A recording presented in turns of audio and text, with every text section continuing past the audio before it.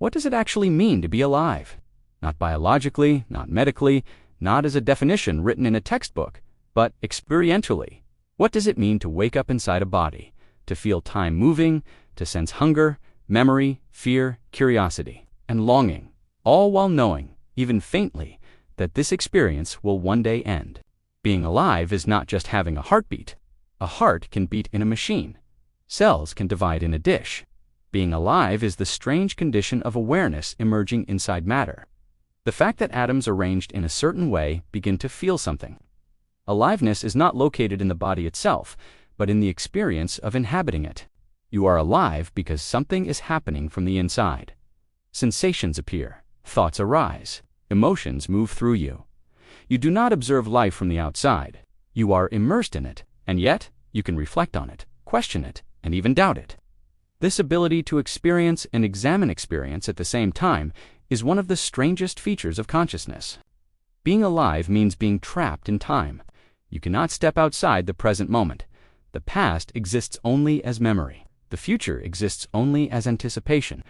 And yet your mind constantly moves between them, rarely resting where life actually occurs.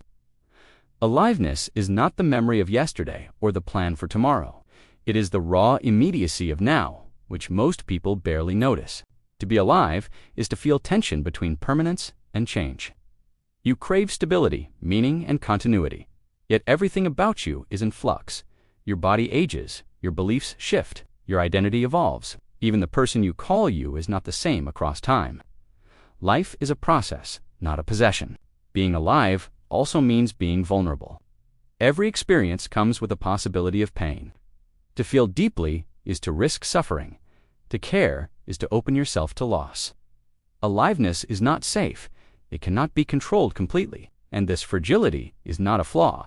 It is the cost of awareness. There is also a quiet loneliness in being alive. No matter how close you are to others, no one can fully enter your experience. Thoughts remain private. Sensations cannot be shared directly. You are always alone inside your perception, even in a crowd. This isolation is subtle, but it shapes everything. And yet, being alive also means being connected. You are not separate from the world you experience.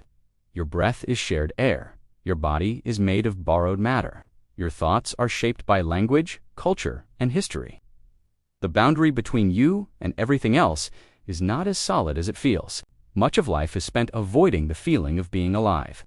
Distraction, routine, noise, and busyness soften the intensity of existence. When things become too quiet, the weight of aliveness becomes noticeable. The awareness of time passing, the sense of being here at all. Being alive is not always pleasant. It includes boredom, confusion, fear, and uncertainty.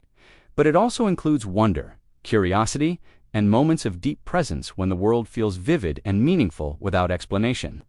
These moments are not extraordinary because they are rare. They are extraordinary because they are clear. Philosophers have long suggested that being alive is not something to be solved, but something to be noticed. The problem is not that life lacks meaning. The problem is that meaning is often expected to arrive from outside, rather than being recognized in experience itself. To be alive is to exist without guarantees.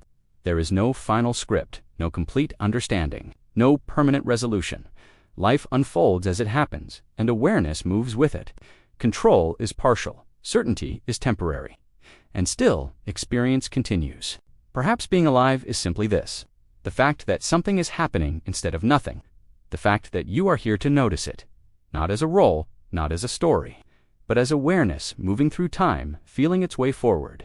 If that is true, then being alive is not a problem to escape or a puzzle to solve. It is a condition to witness, a brief, fragile opening where the universe becomes conscious of itself through you. And one day, that opening will close, not as a tragedy, but as a completion. Which makes this moment, the one you are in now, the only place where life truly exists. So the question is not what it means to be alive,